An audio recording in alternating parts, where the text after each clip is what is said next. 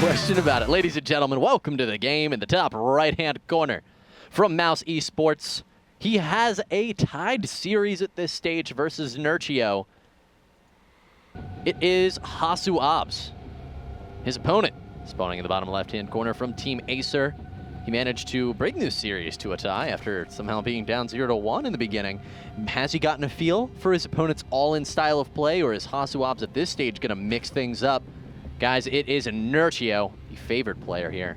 Okay, well, and again, we favored by the fans out there, but my heart may be with our German Protoss player. Yeah. Always a little biased towards Protoss players, I have to say, but that's all right. We bring balance to the spectrum because I may be a little balanced towards certain. Well, that's okay.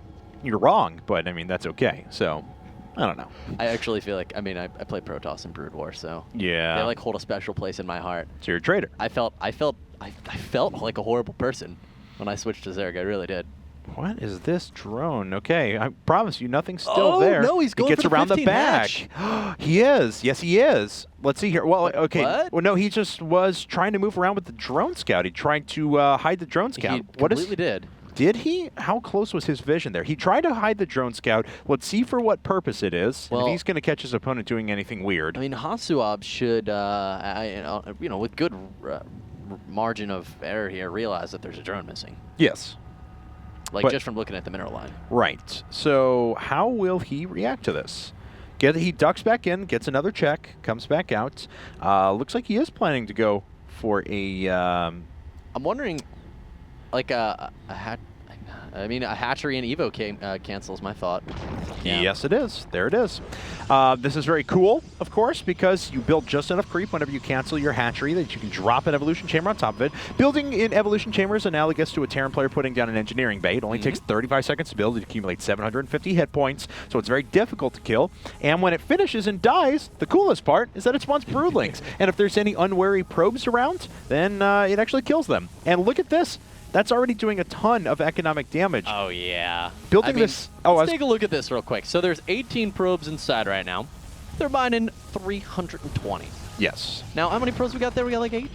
And looks like There's the broodlings. Oh, are they going to be able to get a kill? That would be really cool for Nerchio. Doesn't look like he's going to get it.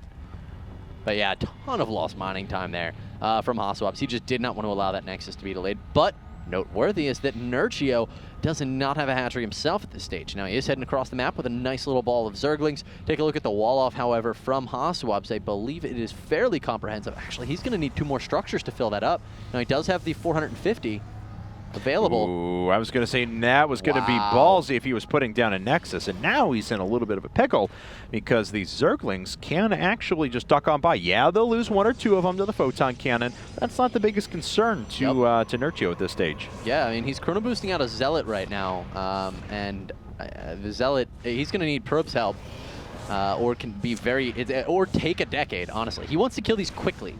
Which he may be able to do if Nerchio's not paying attention there, as we saw for a second. But 6 Zerglings he goes for the main. This is going to get interesting, but now the Nexus is going to be able to go down. Yeah, and there is a Zealot up, so I mean, this is going to be annoying. It's going to deny more mining time. Nerchio's going to get more of an advantage here, and I don't want to understate that, but I do want to say that this isn't crushing anymore. He can afford to pull a couple of probes off the line and continue chasing these down with Zealots. Now it looks like the Nexus has gone down under the vision of Nerchio. Of course, he has the Overlord flying over it. Zergling's continuing to run around in the main. But Nerchio has also dropped his 3rd base down.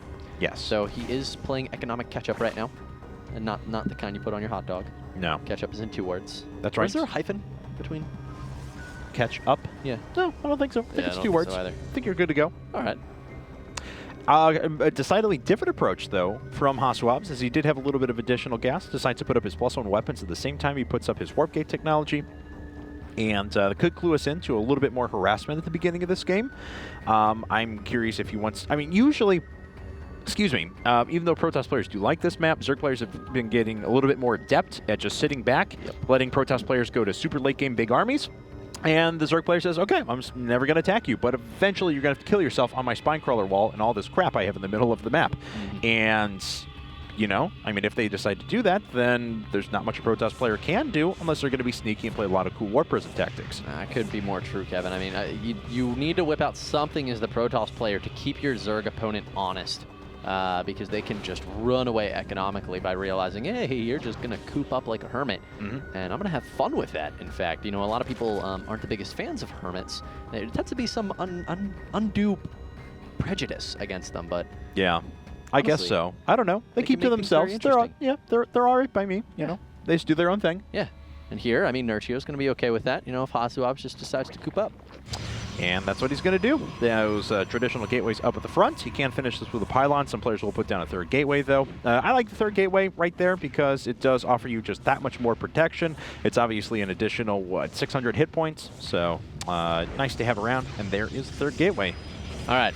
I'm going to show you something I love right now. Okay. It's right here. That's Zergling. Patrolling.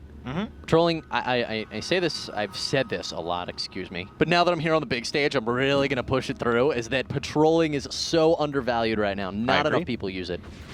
I agree. I mean, this is, if any surprise attack is going to come right now from HasuObs whatsoever, the pylon's going to be put down around here. The units are going to cycle around this side. They're not just going to duck through the front, where Nerchio has all his vision.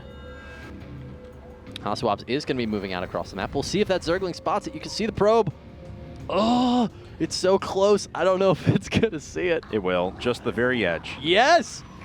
Patrol for the win right now. I'm so happy. And now Nerchio knows exactly what's happening. He's already got 8 roaches coming up. Looks like there was a bit of a bad rally on a couple of those drones. They ran across the map. And HasuObs trying to put on pressure right now with 4 gates. He has not put down his third base, but it looks like he is about to right now. Warping in a few additional units. But the roaches are just popping up now for Nerchio. All right, we'll see if he's got enough. 7 roaches popping out. Zergling's doing a nice engage there against the Zealots. I love that he pulls back with the Zerglings after the second. Roaches start taking some damage, but not too many of them killed off. We can see already the Zealots have fallen except for this one that just got warped in. Roaches coming in for the flank. Nerchio looking real good right now against HasuObs, who went for some early pressure here and did really on nothing at all. No, and he's delayed a lot of his stuff back at home. Because of the annoying harassment from Nerchio at the beginning, you can see how far this has actually set HasuObs back. Yes, he has a third base coming up. Yes, supply doesn't matter all that much at this stage of the game between a Zerg and a Protoss player. But that's still a very large margin that these two are separated. And it's going to take an awfully long time before HasuObs is going to have an army that's going to be able to contend with Nerchio if Nerchio decides to just power up and move towards a very aggressive 3-base strategy. Yeah, you know, you were talking about hiding the pylon. He went for that 4-gate +1, which I was saying I really like on Daybreak, because you can hide pylons anywhere on Daybreak. There's so many places. But here it's pretty limited, and he opted to go for a strategy that's extremely reliant on it. You know, the plus. I think he does have +1, am I correct? Yes, he does. So yeah, it was the +1 4-gate style that, you know, was really, really popular a couple months ago, and I mean, it didn't work out. Would have loved to see it used on the last map, but now he's in a situation where, mind you, that third, he didn't drop that until he had already lost the fight. Like, he was like, oh, all right, I got to pull back and drop a third.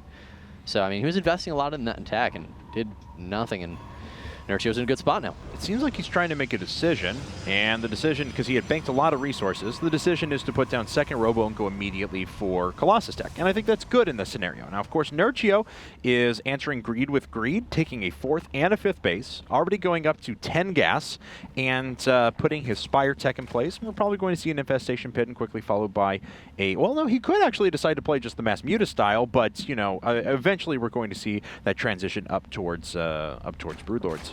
Yeah, definitely. Another Evo chamber going down the way, by the way, for Nerchio. I also want to highlight that Nerchio is in such a good spot because of his activity with his Lings. He was out on the map, saw those Zealots the second they started leaving. He saw them. Saw that they had +1 and went, oh, okay, I know what's coming. Queue up roaches. And so by the time it arrived, he already had 7 additional roaches out on the field.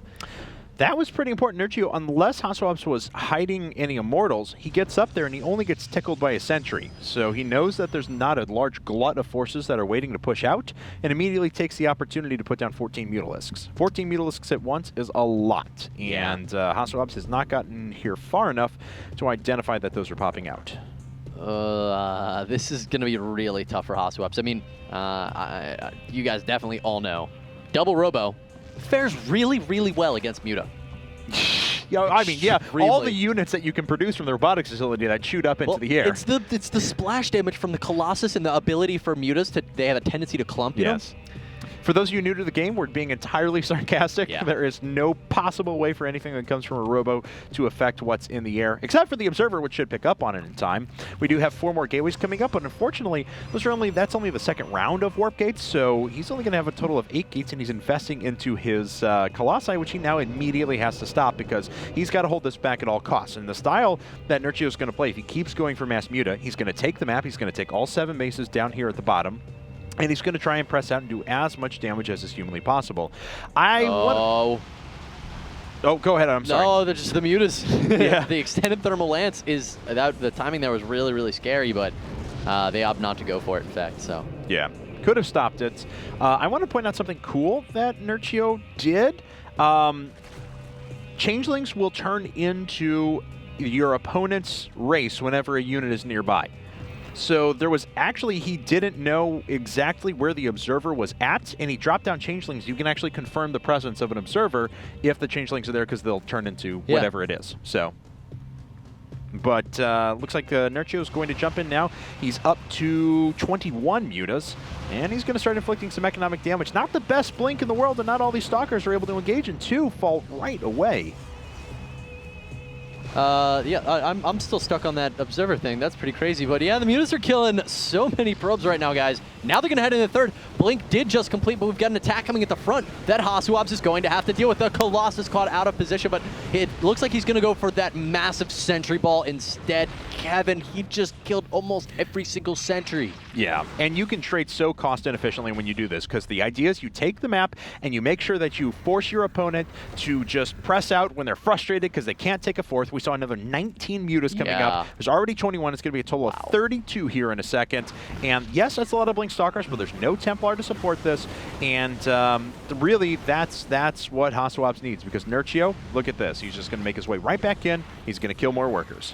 So when the Protoss army is halfway out across the map and then they realize they have to come home from Mutalisk and they decide to come home, a lot of times that's when things start to fall apart for them. HasuObs is going to try to be dealing with this Mutaball, and this just gives Nerchio literally all the time he could possibly need in order to prepare for anything. He's got 2,000 minerals. If he wanted, he could drop 20 spine crawlers right now, but he does not seem, well, okay, there we go. There they are. Yes. There they are. Yeah, he needs to start doing that, because this is, you do frustrate your opponent, and the idea is that you get them to just move in and push out with a force that's way too small to do any significant damage at all. And Nerchio's fine with taking some damage right now. It doesn't matter to him. He knows he has enough Mutalisks that he can start picking off a couple of forces, because eventually he wants HasuObs to just suicide himself on the spine crawler wall with a few Broodlords sitting overhead. There are so many mutas.